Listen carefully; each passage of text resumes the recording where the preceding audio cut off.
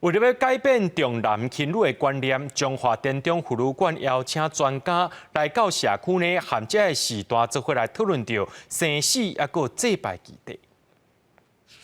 会当安尼做，对，所以恁感觉这个会当改无？爱改无？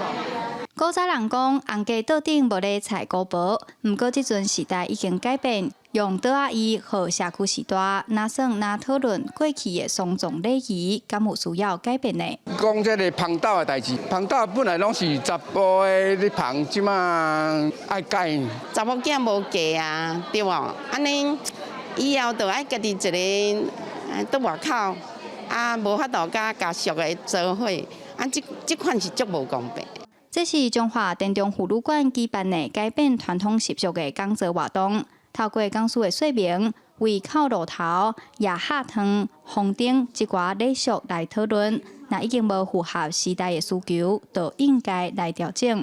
即卖重点毋是讲以前无好，是时代的改变，咱就爱来接受医疗科技生命观念拢有改变，所以我感觉方法了着，搁借助桌游，我感觉长辈是会使接受呢。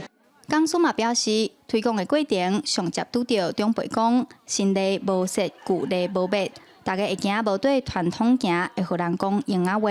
透过游戏同齐分享经验，互长辈会当用无同的立场来思考，做伙讨论传统习俗要安怎调整。